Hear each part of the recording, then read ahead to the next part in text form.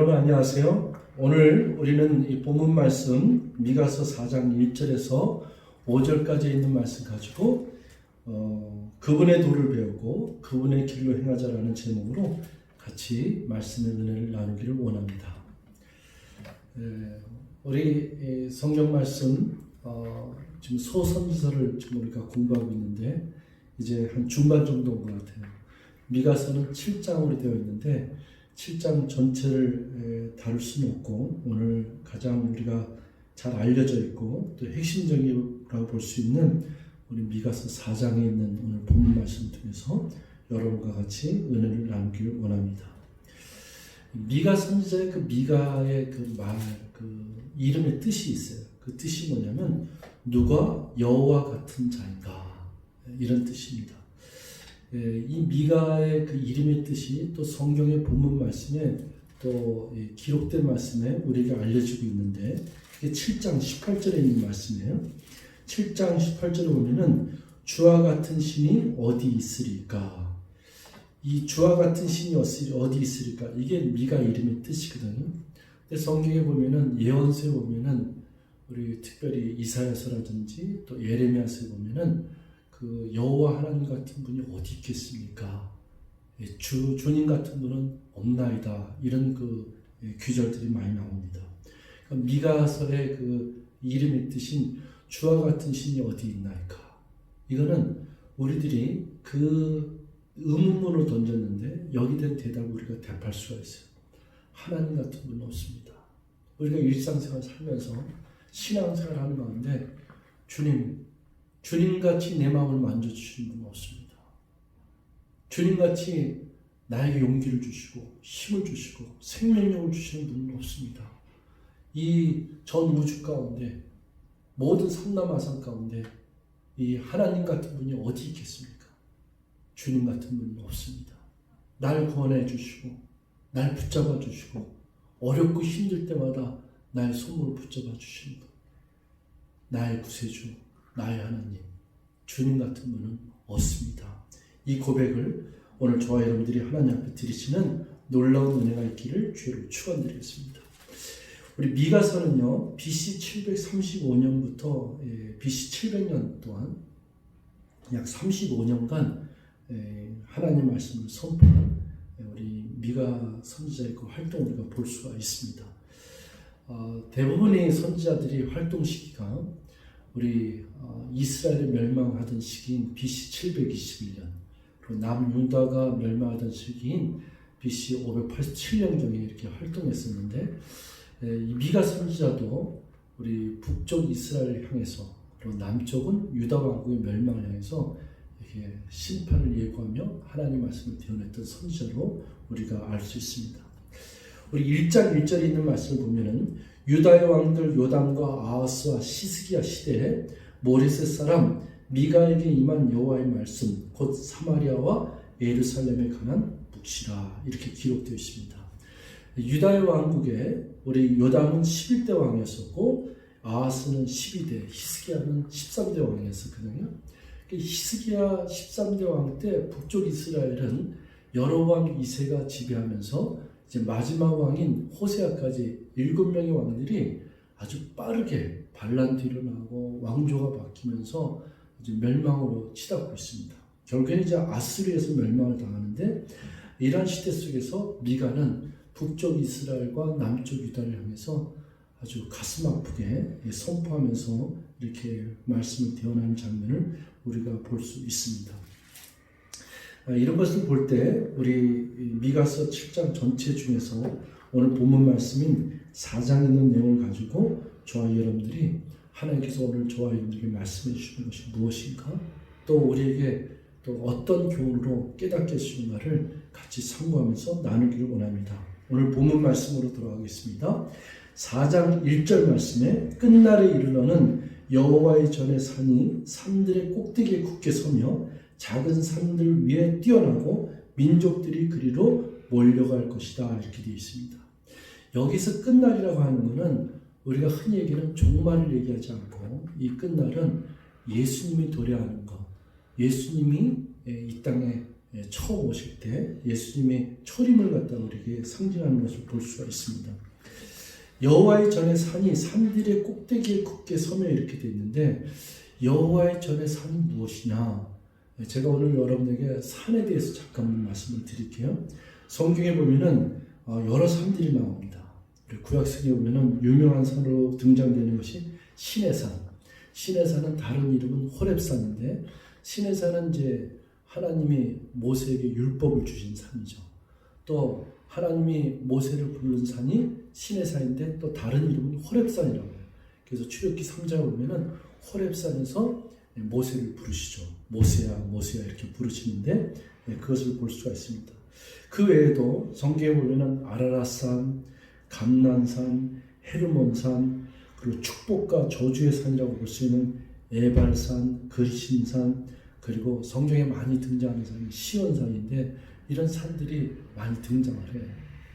또 신약성에도 그 산이라는 것은 많이 등장하고 오늘날 전 세계적으로 제일 높은 산이 에베레스트 산인데 에베레스트 산은 해발 8,848m예요. 이 사람들이 산을 좋아하고 산을 정복하길 좋아하고 이거는 모든 사람들이 이제 꼭대기에 서길 원하고 탑이 되길 원하고 또 내가 정복했다, 내가 뭔가를 성취했다 이런 교만한 마음 속에서 싹트는 이런 것들을 볼 수가 있는데 이게 다 세상적인 거예요.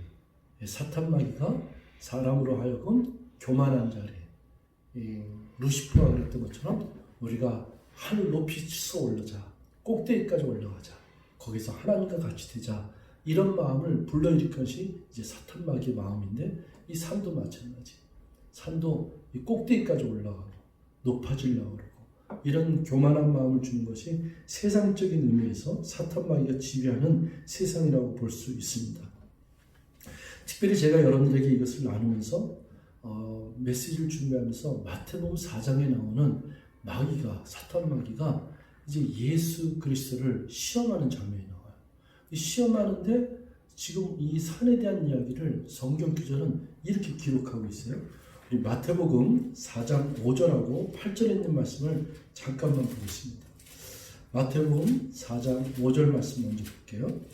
마태복음 4장 5절에 보면은 이런 기록이 되어 있어요. 이에 마귀가 예수를 거룩한 성으로 데려다가 성전 꼭대기에 세우고 예수님을 데려다가는 어디에 세우냐면 성전 꼭대기 제일 높은 곳에 세우고 8절에 보면은 마귀가 또 그를 데리고 지극히 높은 산으로 가서 천하만국과 그의 영광을 보며 그러니까 마귀가 예수 그리스도를 지극히 높은 산이라고 표현해 주세요. 지극히 높은 산에 끌려올가서 천하만국을 다 보이면서 유혹하는 거죠.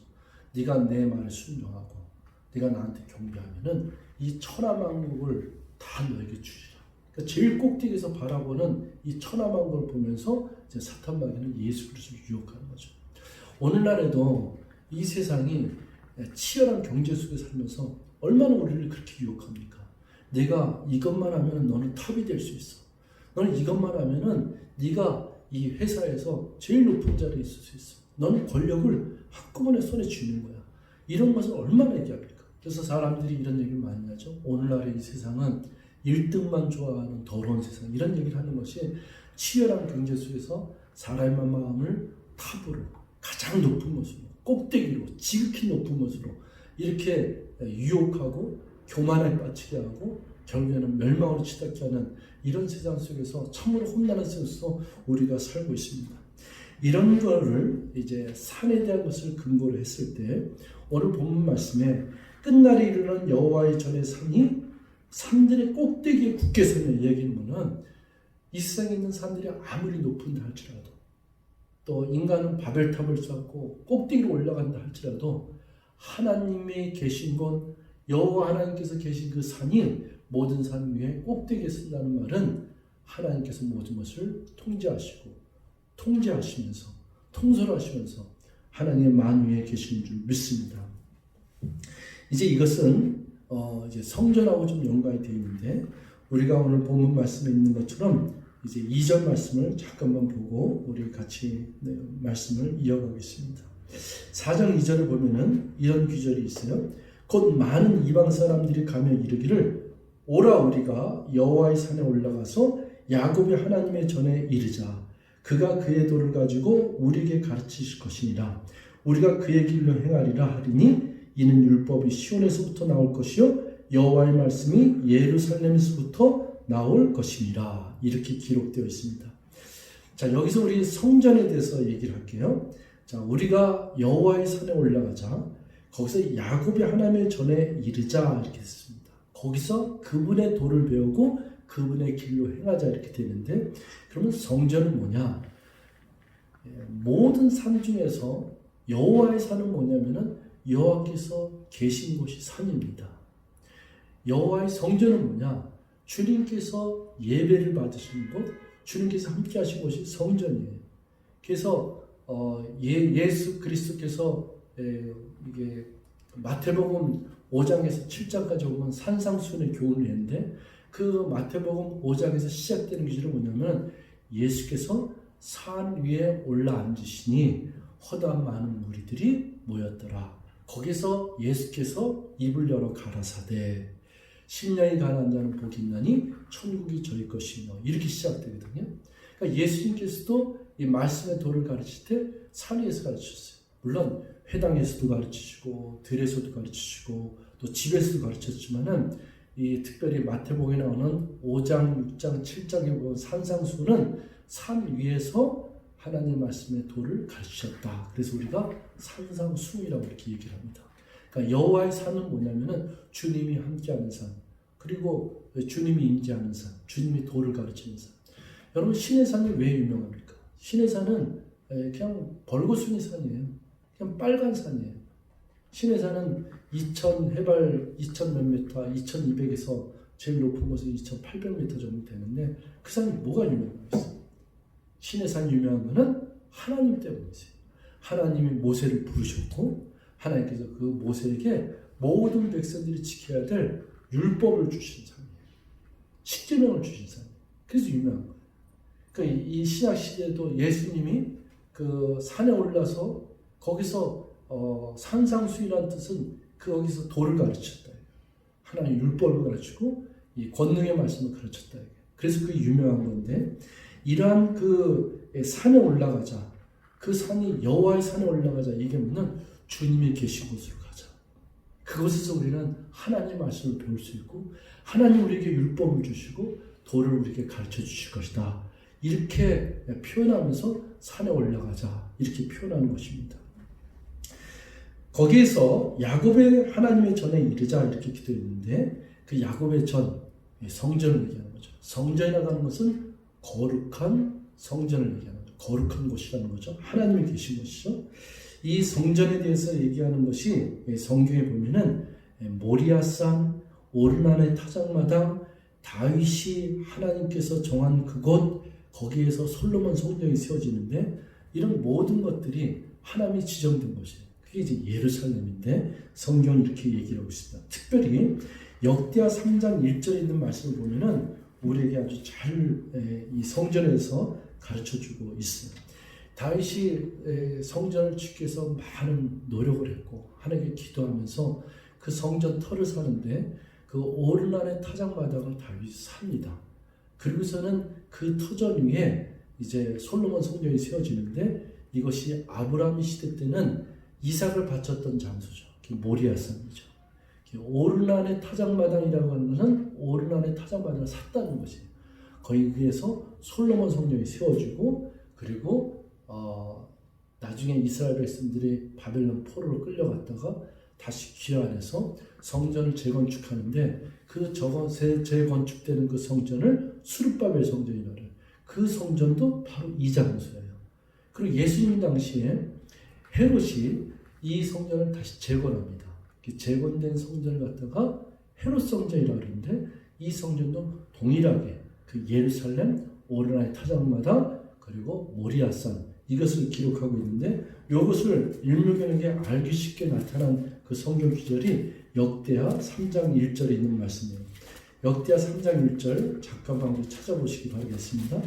역대하 3장 1절 제가 읽겠습니다. 솔로몬이 예루살렘 모리아산에서 이 모리아산에 여호와의 전 건축하기를 시작하니 그것은 전에 여호와께서 그의 아버지 다윗에게 나타나신 곳이요 여부스 사람 오르난의 타작마당에 다윗이 정한 것이라. 제가 여러분들에게 말씀드렸던 예루살렘, 모리아산, 그리고 오르난의 타작마당, 하나님 아버지께서 다윗에게 나타나신 곳, 다윗이 정한 곳, 이 장소를 얘기하는 것입니다.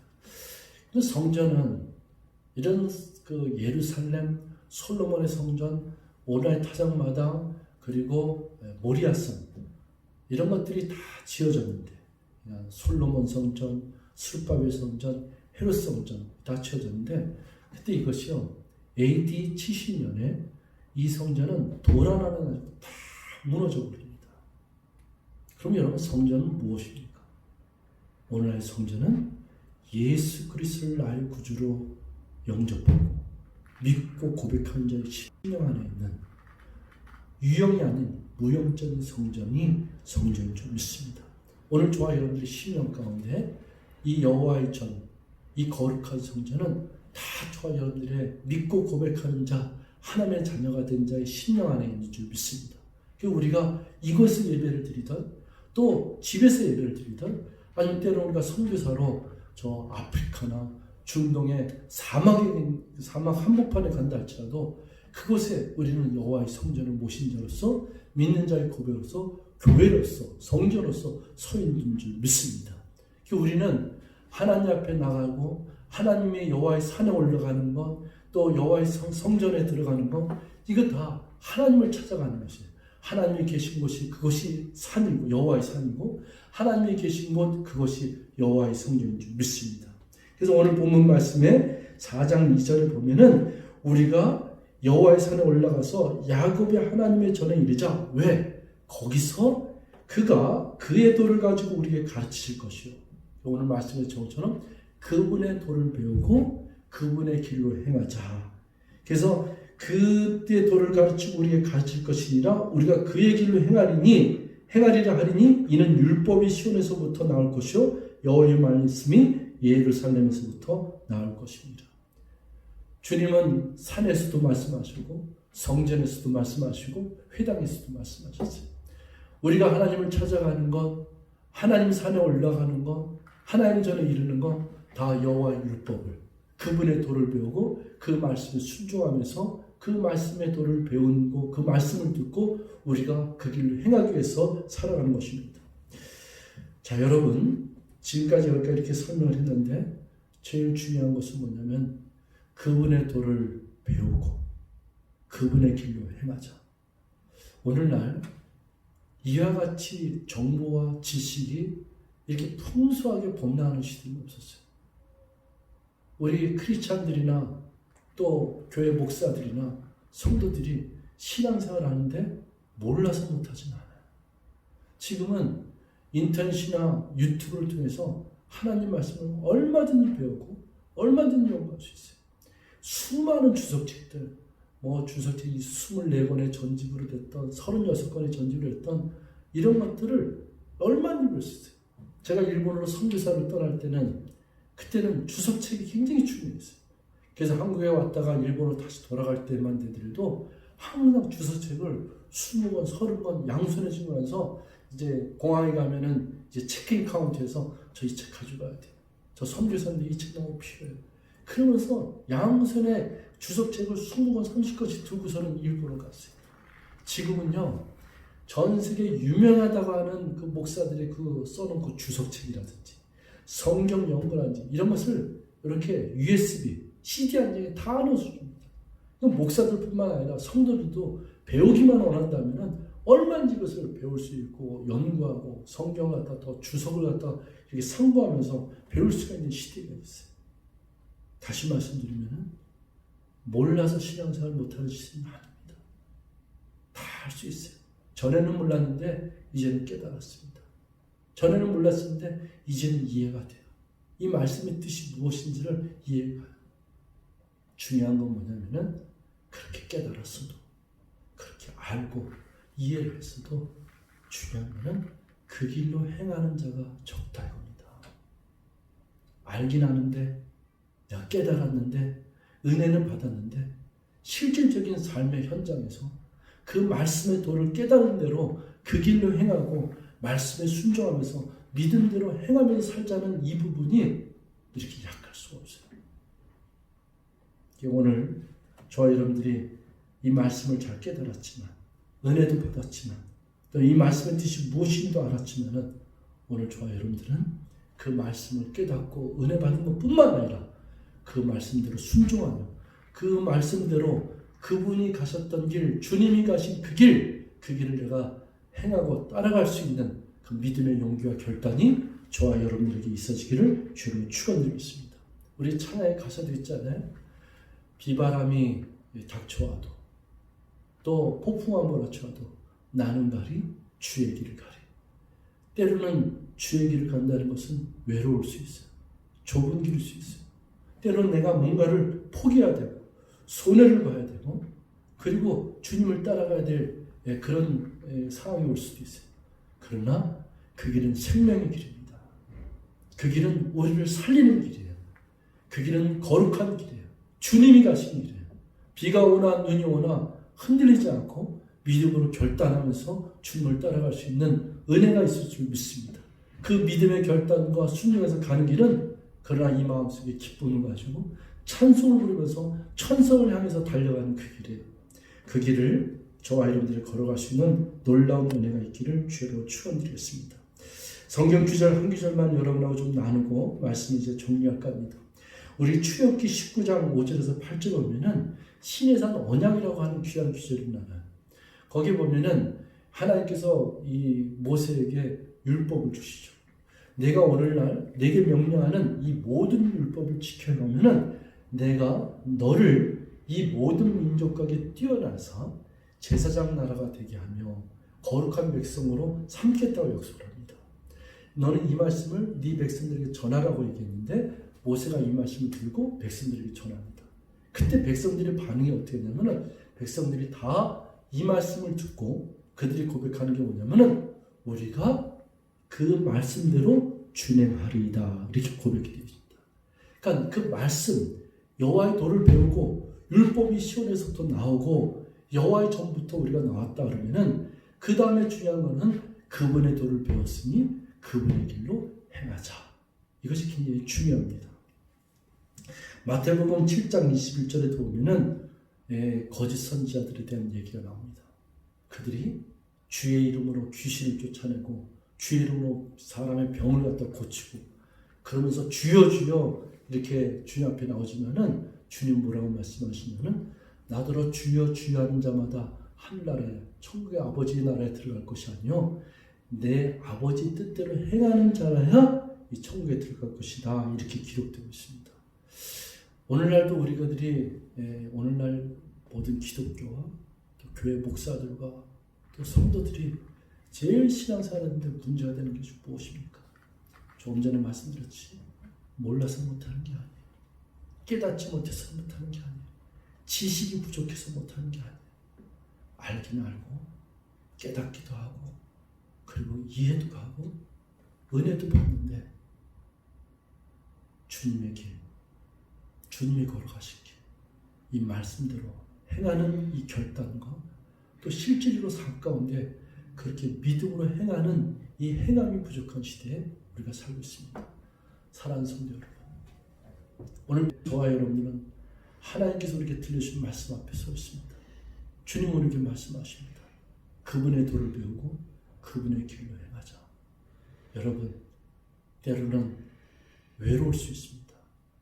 때로는 힘이 들고 때로는 내 것을 포기하고 세상을 등지고 주님을 바라면서 우리가 걸어가야 되는데 조금은 힘들고 어렵더라도 지치고 고날지도 모르지만은 우리는 이 길을 택해서 가야 됩니다. 그리고 행하면서 가야 됩니다. 그분의 도를 배웠으니 그분의 길로 행하는 저와 여러분들이 되시길 주로 축원드립니다. 하나님의 놀라우신 은혜와 사랑이 여러분의 신앙생활 가운데 성령이 도와주시고 성령의 기름 부으심이 우리가 믿고 결단하고 좁은 길로 걸어가려고 그분의 도를 행하면서 걸어가는 믿음의 결단 위에 함께 하시기를 주의 이름으로 축원드리겠습니다. 기도하시겠습니다. 사랑의 하나님 고맙습니다. 오늘도 저에게 이 귀한 말씀을 이렇게 허락해 주시고 주님의 도를 배우고 주님의 길을 행하려고 하는 이 믿음의 결단 위에 성령이여 기름 부어 주시옵소서. 때로는 힘이 들고 어렵더라도 때로는 외롭더라도 이 좁은 길을 가고 생명의 길을 걸어갈 수 있는 은혜가 있을 수 있도록 우리 성도님들의 신앙생활 위에 성령님 기름 부어 주시고 굳게 붙잡아 주시옵소서. 모든 것 감사드리고 예수님의 이름으로 간절히 기도하옵나이다. 아멘.